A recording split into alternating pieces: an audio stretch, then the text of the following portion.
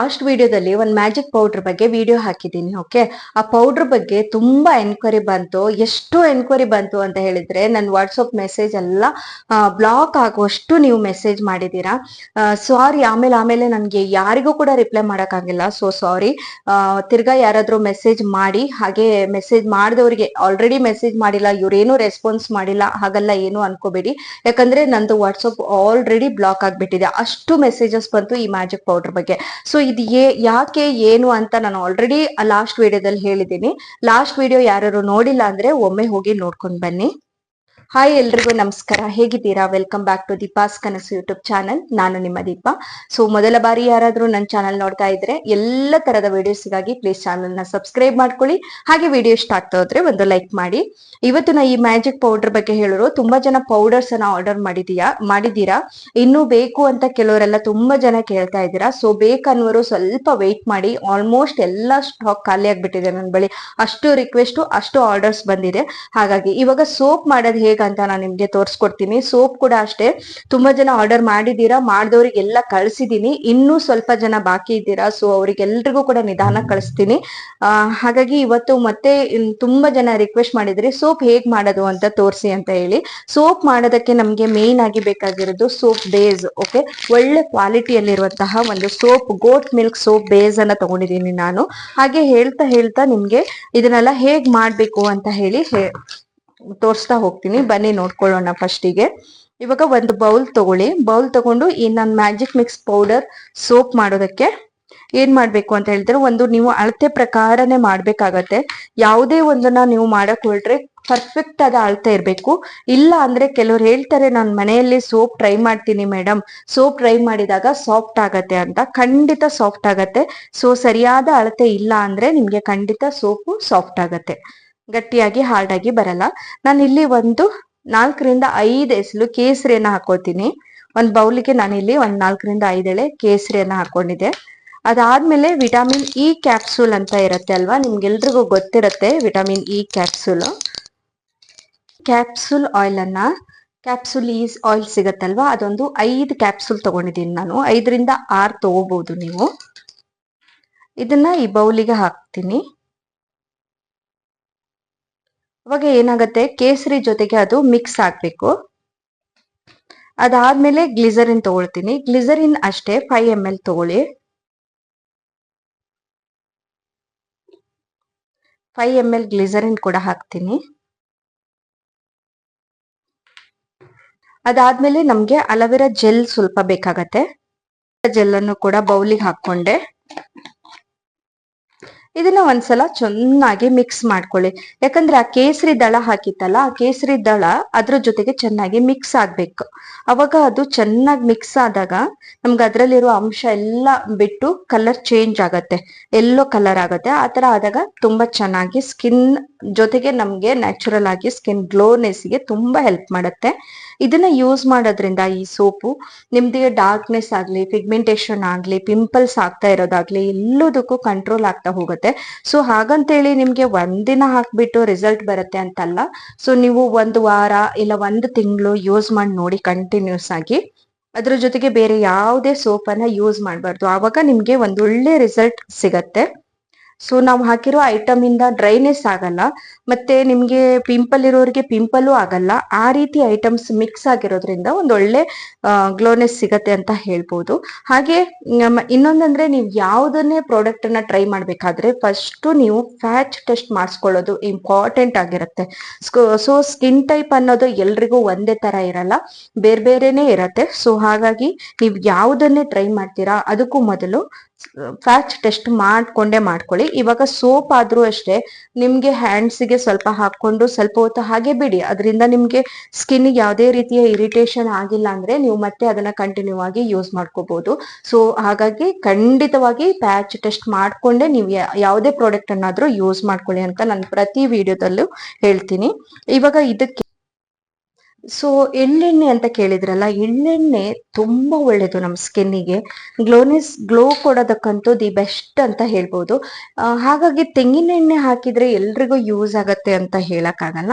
So ನೀವು ಎಳ್ಳೆಣ್ಣೆ use ಮಾಡೋದ್ರಿಂದ ಇದು ಎಲ್ರಿಗೂ ಸೆಟ್ ಆಗುತ್ತೆ. ಆಲ್ಮೋಸ್ಟ್ ಎಳ್ಳೆಣ್ಣೆ ಯಾರಿಗೂ ಇರಿಟೇಟ್ ಮಾಡಲ್ಲ, ಸ್ಕಿನ್ ಇರಿಟೇಟ್ ಆಗಲ್ಲ, ಡ್ರೈ ಆಗಲ್ಲ.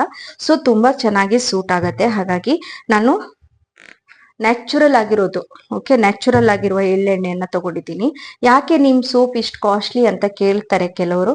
ಸೊ ನಾನು ಎಲ್ಲಾ ಇಂಗ್ರೀಡಿಯೆಂಟ್ಸ್ ಅನ್ನ ತುಂಬಾ ಕಾಸ್ಟ್ಲಿ ಐಟಮ್ ಇಂದನೇ ಯೂಸ್ ಮಾಡೋದು. ಯಾಕಂದ್ರೆ ಲೋ ಕ್ವಾಲಿಟಿಯಲ್ಲಿ ತಂದ್ರೆ ನಿಮ್ಗೆ ಪ್ರೈಸ್ ಅಲ್ಲಿ ಕಡಿಮೆಯಲ್ಲೇ ಮಾಡ್ಕೋಬಹುದು. ಹಾಗಂತ ಹೇಳಿ ನಾನು ಆತರ ಮಾಡೋದಕ್ಕೆ ನಂಗೆ ಇಷ್ಟ ಇಲ್ಲ. ಹಾಗಾಗಿ ಸ್ವಲ್ಪ ರೇಟ್ ಕಾಸ್ಟ್ಲಿನೇ ಇರತ್ತೆ.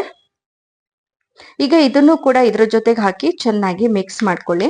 ಇದಿವಾಗ ಇದ್ರ ಜೊತೆ ಹಾಕಿ ಈ ತರ ಮಿಕ್ಸ್ ಆಗ್ತಾ ಇರ್ಲಿ. ಅಷ್ಟರಲ್ಲಿ ನಾವು ಈ ಸೋಪ್ ಬೇಸ್ ತಗೊಂಡಿದೀವಲ್ವಾ, ಇದು ಆಕ್ಚುಲಿ 500 ಗ್ರಾಮ್ ಸೋಪ್ ಬೇಸ್ ಇದೆ.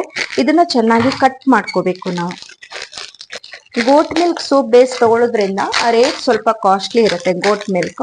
ಅದ್ರ ಜೊತೆಗೆ ನಮ್ ಸ್ಕಿನ್ನಿಗೆ ಒಂದೊಳ್ಳೆ ಗ್ಲೋ ಬರೋದಕ್ಕೆ ತುಂಬಾನೇ ಹೆಲ್ಪ್ ಮಾಡತ್ತೆ.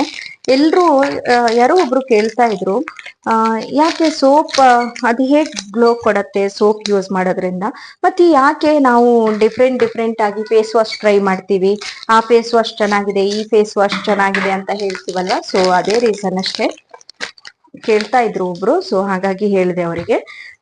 ನೋಡಿ, ಇದು ಈ ತರ 1 kg ಸೋಪ್ ಬೇಸ್ ಇದೆ. ಇದರಲ್ಲಿ ತುಂಬಾ ಆರ್ಡರ್ಸ್ ಇರೋದ್ರಿಂದ ನಂಗೆ ಇದು ಕಡಿಮೆನೆ ಆಗತ್ತೆ, ಇನ್ನೂ ಬೇಕಾಗತ್ತೆ.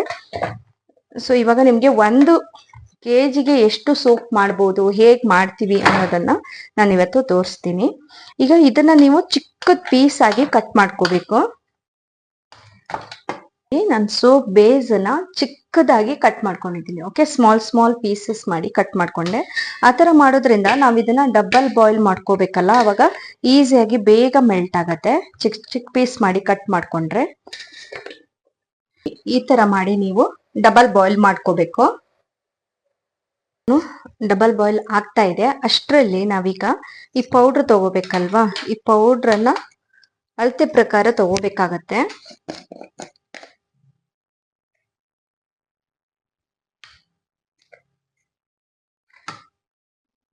ಇಷ್ಟು ಪೌಡರ್ ಅನ್ನ ತಗೊಂಡೆ. ಅದನ್ನ ನಾವು ಅವಾಗ ಎಲ್ಲ ಆಯಿಲ್ ಎಲ್ಲ ಮಿಕ್ಸ್ ಮಾಡಿದೀವಲ್ಲ ಅದಕ್ಕೆ ಹಾಕೊಳ್ಳುವ. ಇದಕ್ಕೆ ಹಾಕೊಂಡಾದ್ಮೇಲೆ ಚೆನ್ನಾಗಿ ಮಿಕ್ಸ್ ಮಾಡಿ ಅದ್ರ ಜೊತೆಗೆ. ಇದು ರೆಡಿ ಆಗಿದೆ. ಇದಾದ್ಮೇಲೆ ನಮ್ಗೆ ಮೋಲ್ಡ್ ಬೇಕಲ್ವಾ, ನಾವು ಯಾವ ತರದ್ ಸೋಪ್ ಮಾಡ್ಬೇಕು ಆ ಮೋಲ್ಡ್ ಅನ್ನ ನಾವು ರೆಡಿ ಮಾಡಿ ಇಟ್ಕೋಬೇಕು. ಕೆಲವರು ಡಿಸೈನ್ ಅಲ್ಲಿ ಕೇಳ್ತಾರೆ, ಕೆಲವರು ಪ್ಲೇನ್ ಅಲ್ಲಾದ್ರೂ ಓಕೆ, ಅಂತೂ ನಮ್ಗೆ ಸೋಪ್ ಬೇಕಂತ ಕೇಳ್ತಾರೆ. ಸೊ ಯಾರಿಗೆ ಯಾವ ತರ ಬೇಕೋ ಆ ತರ ನಾವು ಮೋಲ್ಡ್ ಅನ್ನ ರೆಡಿ ಮಾಡಿ ಇಟ್ಕೋಬೇಕು. ಸ್ಕ್ವೇರ್ ಅಲ್ಲಿ ಇದೆ, ತುಂಬಾ ಜನ ಕೇಳ್ತಾ ಇದ್ರಲ್ವಾ ಫ್ಲವರ್ ಅಲ್ಲಿ ಬೇಕು ಅಂತ. ಈ ರೀತಿ ಫ್ಲವರ್ ಮೋಲ್ಡ್ ಇದೆ ನನ್ ಬಳಿ. ಹಾಗೆ ಡಿಸೈನ್ ಅಲ್ಲೂ ಕೂಡ ಇದೆ, ಡಿಸೈನ್ ಅಲ್ಲಿ ಬರುತ್ತೆ ಸೋಪು. ಅದಾದ್ಮೇಲೆ ಈ ತರ ಸ್ಕ್ವೇರ್ ಇದೆ, ಓವಲ್ ಶೇಪ್ ಇದೆ, ಇನ್ನೂ ಇದೆ, ಹಾರ್ಟ್ ಶೇಪ್ ಇದೆ, ಎಲ್ಲ ಇದೆ ತುಂಬಾ. ಬಟ್ ಇವಾಗ ರಿಕ್ವೆಸ್ಟ್ ಮೋಸ್ಟ್ ಡಿಮ್ಯಾಂಡ್ ಇರೋದು ಇದಕ್ಕೇನೆ. ಸೊ ಇದ್ರಲ್ಲೇನೆ ಸೋಪ್ ಮಾಡೋಣ ಇವಾಗ. ನೋಡಿ, ಇದು ಬೇಸ್ ಕಂಪ್ಲೀಟ್ ಆಗಿ ಮೆಲ್ಟ್ ಆಗಿದೆ. ಇವಾಗ ಹೇಗ್ ಮಾಡ್ಬೇಕಂದ್ರೆ, ಈ ಟೈಮಲ್ಲಿ ನಾವ್ ಇದಕ್ಕೆ ಹಾಕುವ. ಇದು ಕಂಪ್ಲೀಟ್ ಆಗಿ ಮೆಲ್ಟ್ ಆಯ್ತು. ಈಗ ಬೇಸ್ ಮೆಲ್ಟ್ ಆದ್ಮೇಲೆ ಇದ್ರಲ್ಲಿ ಮಿಕ್ಸ್ ಮಾಡ್ಕೊಂಡಿತ್ತಲ್ಲ, ನಾವ್ ಅದನ್ನ ಈ ಬೇಸಿಗೆ ಹಾಕ್ಬೇಕು.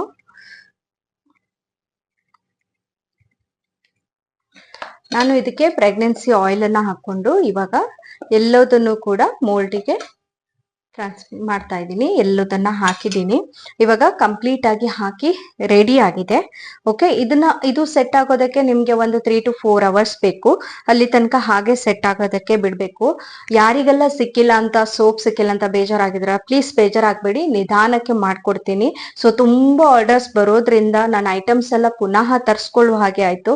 ಸೊ ಕೊರಿಯರ್ ಬ್ಯಾಗ್ ಕೂಡ ಖಾಲಿ ಆಗ್ಬಿಟ್ಟಿತ್ತು. ಹಾಗಾಗಿ ಪುನಃ ತರ್ಸ್ಕೊಳ್ಳೋದಕ್ಕೆ ಟೈಮ್ ಬೇಕಲ್ವಾ. ಸೊ ಎಲ್ಲರಿಗೂ ಮಾಡ್ಕೊಡ್ತೀನಿ. ಪ್ಲೀಸ್ ತಾಳ್ಮೆಯಿಂದ ಕೇಳಿ, ಗಡಿಬಿಡಿ ಮಾಡಬೇಡಿ. ಮೇಡಮ್ ನೀವ್ ಯಾಕೆ ನನ್ಗೆ ರೆಸ್ಪಾನ್ಸ್ ಮಾಡಲ್ಲ ಅಂತ ತುಂಬಾ ಜನ ಕೇಳ್ತೀರಾ. ಸೊ ಗಡಿಬಿಡಿ ಮಾಡಿದ್ರೆ ನಂಗೂ ಮಾಡಕ್ಕಾಗಲ್ಲ, ಆರಾಮಾಗಿ ಮಾಡ್ಕೋಬೇಕು.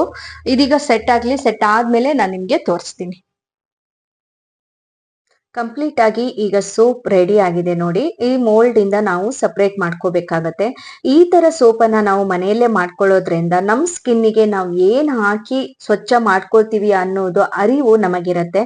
ತುಂಬಾ ಚೆನ್ನಾಗಿ ನಮ್ಗೆ ಫೀಲ್ ಕೊಡತ್ತೆ. ಒಂದ್ ಒಳ್ಳೆ ಡ್ರೈನೆಸ್ ಎಲ್ಲ ಕಡಿಮೆ ಮಾಡಿ ತುಂಬಾ ನಮ್ಗೆ ಹೆಫಿ ಫೀಲ್ ಕೊಡತ್ತೆ ಅಂತ ಹೇಳ್ಬೋದು.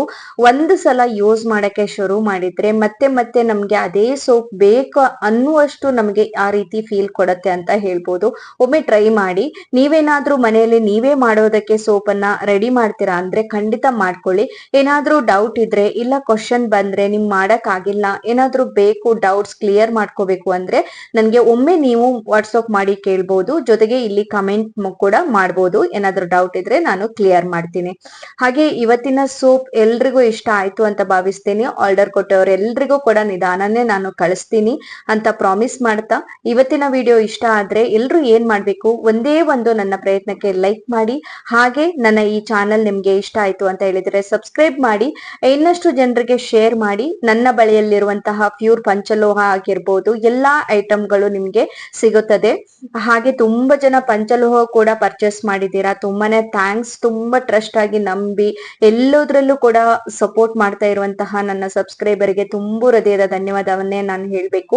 ಈ ರೀತಿಯಾಗಿ ನಾನು ಸಿಂಪಲ್, ಯಾವಾಗ್ಲೂ ನಾನು ಸೋಪನ್ನ ಸಿಂಪಲ್ ಪ್ಯಾಕಿಂಗ್ ಮಾಡ್ತೀನಿ ಅಂತ ಏನು ದೊಡ್ಡ ಪ್ಯಾಕಿಂಗಿಗೆ ಅಂತೇಳಿ ಒಂದಿಷ್ಟು ಇನ್ವೆಸ್ಟ್ಮೆಂಟ್ ಮಾಡಕ್ಕೆ ನಂಗೆ ಇಷ್ಟ ಇಲ್ಲ. ಯಾಕಂದ್ರೆ ಅದು ಕಸ್ಟಮರ್ಸ್ ಗೆ ಹೋಗತ್ತೆ.